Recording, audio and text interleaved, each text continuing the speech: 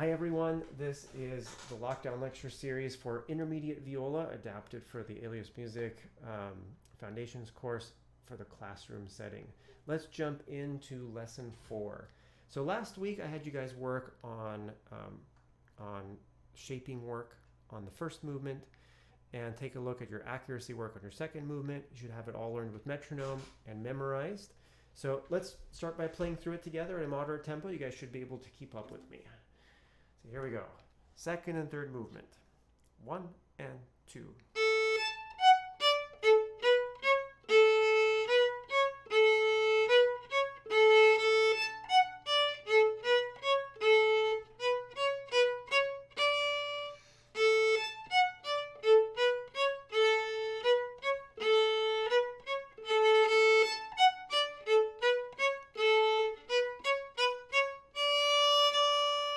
And let's go on to our third movement. Skip the rest and.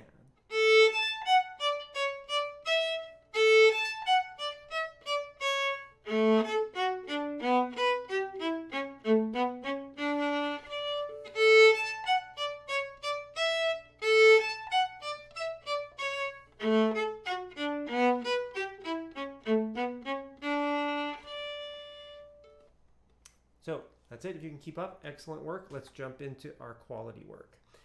Now, when you take a look at your quality elements and you think about kind of all the details you have to work out in your quality elements, we looked at our first movement. Sound was really important. Vibrato was really important. When you look at the second movement and third movement, the sound is important, but articulation, which wasn't an issue at all in the first movement, is crucially important here. And vibrato is going to be not very important at all. We don't have very notes that we can vibrate at this fast tempo. Neither is movement. We want to be stable for movement of a piece like this. So let's take a look at how we can tackle the articulation. Now, sometimes it can be a really challenging thing because almost never is all the information you need about your articulation written in your music. Here we have like staccato markings, we have a legato or a tenuto marking here. But the only things that I can mark as a composer, as the basic articulations are like staccato, legato, or just no marking. If I want to be more detailed, I might write like, spiccato or sautille or ricochet or, but there are so many different kinds of staccato and spiccato, dozens, if not sometimes hundreds of nuances and variations and gradations on them. How are you supposed to know which one to do? You're going to need two things. You're going to need a good reference recording, which you have, and you're going to need a teacher to explain them to you sometimes. So let's take a look at the kinds of staccato that you will need for this piece. So for this piece, it's sort of a light, dancey piece. We want not a hard attack, but we want a good lift to every note. So it should kind of sound like this for the staccato notes. So I'm coming from off the string on in the air.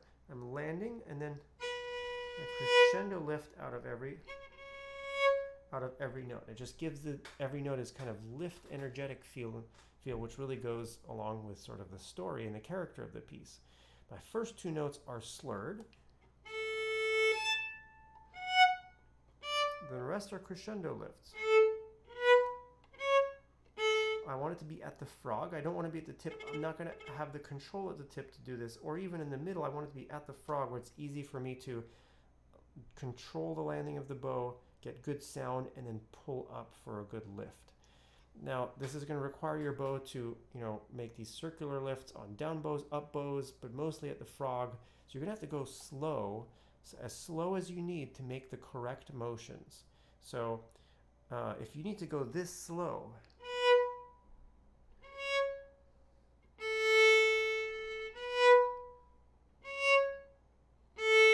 go this slow, but get every single note correct. Once you've gotten it in any slow tempo, then you can work it up. Use the metronome if you like, if you feel like that's going to help. Get it up. You could also sort of arbitrarily pick slow, medium, faster speeds. But when you get to it at a medium speed, it should sound like this.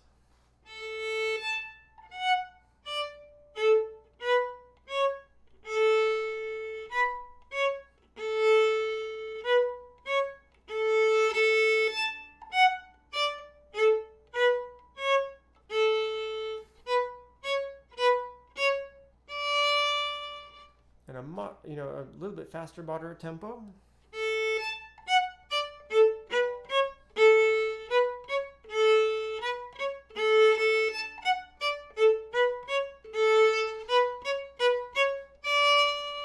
And then full tempo.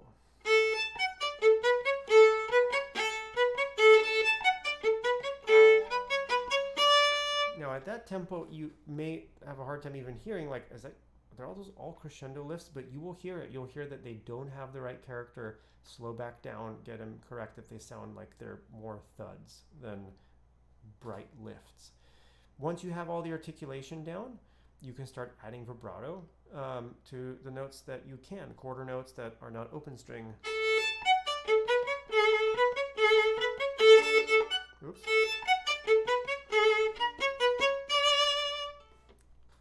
Now there's also one more variation in the third movement, excuse me. This tenuto mark right here, extra long on the string. So it's going to sound like this. I start on the string with a smooth landing, and this one starts on the beat instead of with a pickup.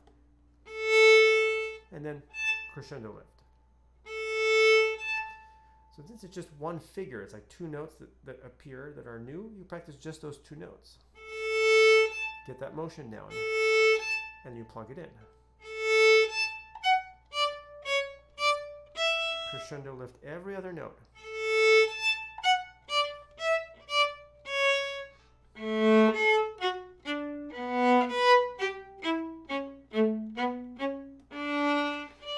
Here it is in tempo.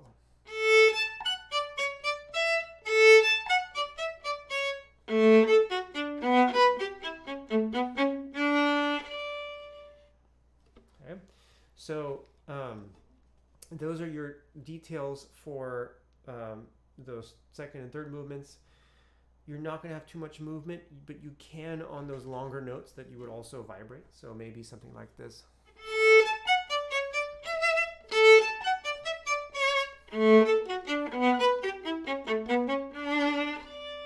Right? So work that out, and that's part of your assignment for our next lesson. Now, the other part of your assignment is we're actually going to skip ahead to the sixth movement. So the sixth movement is this one.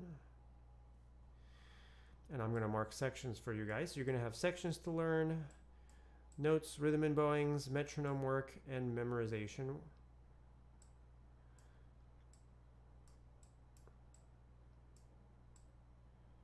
There we go. A couple more sections here.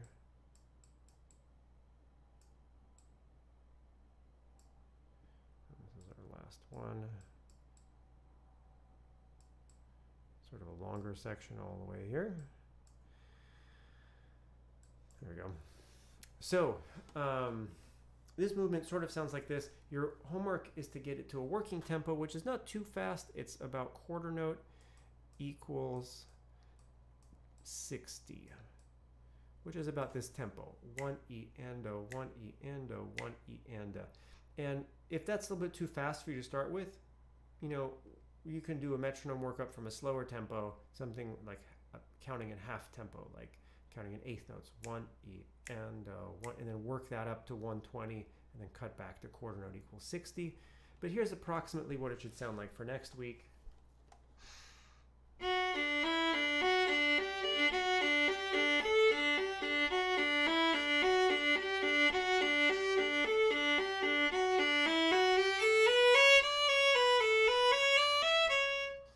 Okay, and watch out, the bowings get a little bit tricky at the very end because there's some syncopated bowings. But definitely learn these notes really well, memorize them even, because next week we'll be picking up some special drilling techniques for left hand velocity. So this is our main technique that we're going to work on next week. We're going to take it from that tempo to our full tempo, which will eventually be...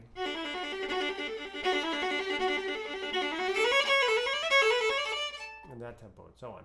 So that is not something that can be done just with the metronome. We need special drilling techniques. Happy to share them with you guys next time. Happy practicing, and I will see you guys at the next lesson.